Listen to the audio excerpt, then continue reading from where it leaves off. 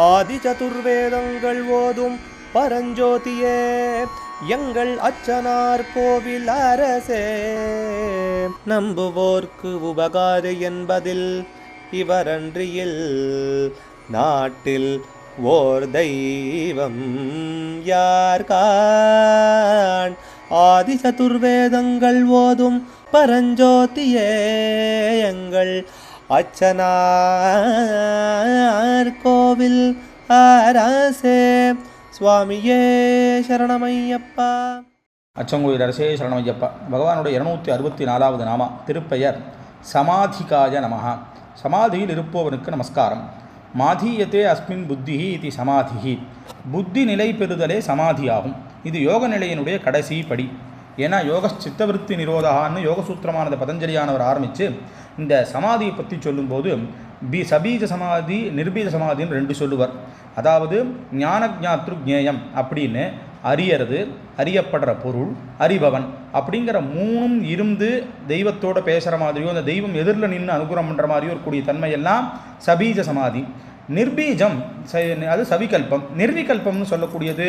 அதே மாதிரி நிர்பீஜ சமாதின்னு சொல்லக்கூடியது இந்த அறிபவன், அறிவது, அறியக்கூடியதுன்னு எல்லாமும் மறைந்து தன்னிலே தானே லயமாகி இருக்கக்கூடியது சமாதி. பகவான் பரமேஸ்வரன்லேருந்து ஏன் ராமர் கூட எல்லா இடங்கள்லையும் இந்த சமாதியில் இருக்கக்கூடியது அப்படிங்கிறது நிறைய இடங்களில் சொல்லப்பட்டதாக இருக்குது. ராமகிருஷ்ண பரமஹம்சர் இது அனுபவத்தை உணர்ந்து அந்த சமாதியை பற்றின விஷயங்கள் எல்லாம் வர்ணிச்சிருக்கார்.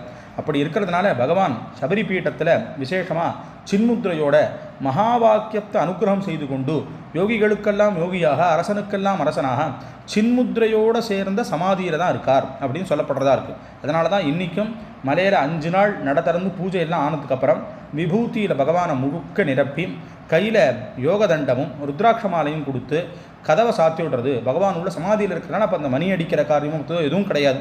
வாசலில் மாத்திரம் விளக்கேற்றுறது, பிரார்த்தனைகள், நமஸ்காரம் பண்ணுறதுங்கிறத அங்கே இருக்கக்கூடிய பூஜையான இருக்கிறவர் பண்ணுவரை ஒழிய மீதி வேறு எதுவுமே இல்லைங்கிறது அங்கே சம்பிரதாயத்தில் இருக்கிறனால பகவான் யோக சமாதியில் இருக்காருன்னு இருக்குது. படுத்துக்கொண்டு அனந்த பத்மநாபன், ரங்கநாதன் இவர்கள்லாமும் அந்த யோக சமாதியில் தான் இருக்கிறதா சொல்லப்பட்டது.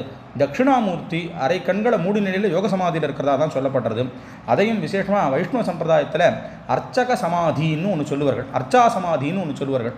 அர்ச்சா சமாதின்னு சொல்லி சொன்னால் பகவான் அந்த விக்கிரகங்களில் தன்னை கட்டுப்பட்டு இருக்காராம்.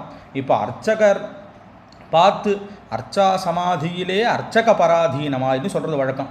அதாவது அந்த விக்கிரகத்துக்குள்ளே தன்னை அப்படியே அடங்கி வச்சுண்டு அந்த அர்ச்சகரை பார்த்து ஆராதனை பண்ணால் அதை ஏற்றுக்கிறார். அப்படி கருணாமயமான மூர்த்தி, எதை வேணா பண்ணக்கூடிய மூர்த்தி, சக்தன்கிற நாமால் அந்த அர்த்தம் பார்த்தோம். அப்படி இருக்கிறவர் ஒரு இடத்துக்கு கட்டுப்பட்டு அபிஷேகம் பண்ணா பண்ணிக்கிறார், நிவேத்தியம் பண்ணிண்டா பண்ணிக்கிறார், மாலை சாத்தினா சாத்திக்கிறார். அந்த அர்ச்சகர்களுடைய ஒரு வசமாக இருந்து அவர்கள் எதை செய்தாலும் பகவான் கருணையினால் ஏற்றுக்கிற காரணத்தினால அர்ச்சகர்கள் முகமாக தான் பகவானை போய் தரிசனம் பண்ணணுங்கிறது ரொம்ப காலமாக சம்பிரதாயங்கள் இருக்கிற விஷயம். அதனால் அப்படி யோக சமாதியில் இருக்கக்கூடிய பகவானுக்கு நமஸ்காரம்னு இந்த நாமாவானது தெரிவிக்கிறது. அச்சங்கோவில் அரசே சரணமையப்பன். அச்சனார் கோவில் அரசே. சுவாமியே சரணமையப்பா.